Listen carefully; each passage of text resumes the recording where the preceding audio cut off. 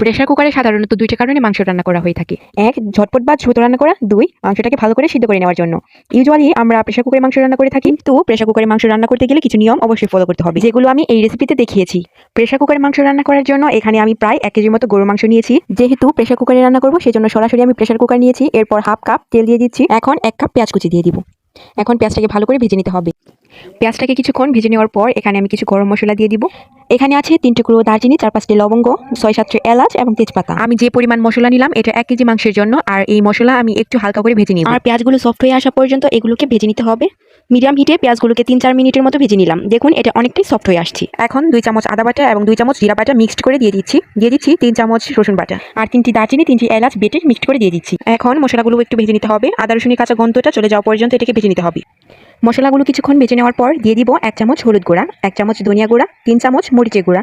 তবে এখানে আপনারা আপনাদের পছন্দ অনুযায়ী ঝালটা কমিয়ে বাড়িয়ে দিতে পারবেন। এখন দিব স্বাদ মতো লবণ। এখানে আমি 1.5 চামচের মতো লবণ দিয়েছি, তবে লবণটা আপনাদের রুচি মতো কমিয়ে বাড়িয়ে দিতে পারবেন। মশলাগুলো যাতে পুড়ে না যায় সেজন্য এখানে আমি পানি দিয়ে দিলাম। এখানে আমি হাফ কাপের মতো পানি ব্যবহার করেছি। মশলাগুলো এখন ভালো করে কষিয়ে নিতে হবে। যখন উপরে এরকম তেল ভেসে উঠবে তখন বুঝতে হবে যে মশলাগুলো কষানো হয়ে গিয়েছে। এই পর্যায়ে মাংসগুলো দিয়ে দিতে হবে।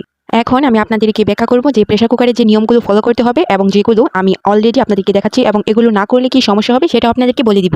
প্রেসার কুকারে ইউজুয়ালি আমরা যেটা করি, মাংসের সমস্ত মশলা দিয়ে দিই, এরপরে পর্যাপ্ত পানি দিয়ে প্রেসার কুকারে ঢাকনা লাগিয়ে আমরা রান্নাটা করে ফেলি। এতে করে মাংসের যে স্বাদটা কিন্তু অনেক গুণ কমে যাবে।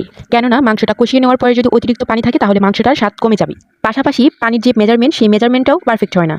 অনেক সময় খেয়াল করবেন মাংস রান্নার পরে হয়তো বা ঝোলটা বেশি হয়ে যায় অথবা কম হয়ে যায়, এরকমটা হয়। বাট এভাবে যদি মাংসটা কষিয়ে নেওয়ার পর পানি অ্যাড করেন তাহলে কিন্তু মাংসটা একদম পারফেক্ট হবে।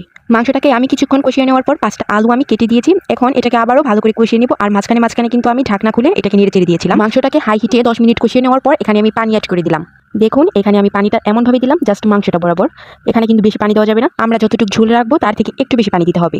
ফ্লেভারের জন্য 4-5টা কাঁচামরিচ দিয়ে দিব। এখন আমি প্রেসার কুকারের ঢাকনাটা লাগিয়ে দিব। এই পর্যায়ে চুলার আঁচটা কিন্তু হাই হিটে রেখে আমি রান্না করব। ঢাকনাটা অবশ্যই ভালো করে লাগাতে হবে। কিছুক্ষণ পর প্রেসার কুকারে শীষ দিয়ে দিবে। প্রেসার কুকারে শীষ কত দ্রুত দিবে এটা কিন্তু দুইটা বিষয়ের উপর নির্ভর করে। একটা হচ্ছে আপনি কত জোরে জাল দিবেন তার উপর, আর দ্বিতীয়টা হচ্ছে আপনার প্রেসার কুকারের সাইজটা কতটুকু। যদি সাইজ ছোট হয় তাহলে খুব দ্রুত শীষ দেবে, আবার যদি চুলার আঁচটা খুব হাই হিটে দেওয়া হয় তাহলে কিন্তু খুব দ্রুত শীষ দিবে। আমার প্রেসার কুকার মাঝারি সাইজের ছিল, আর আমার প্রেসার রেগুলেটর 6 থেকে 7 বার শব্দ করার পর আমি চুলার আঁচটা একেবারে বন্ধ করে দিয়েছি।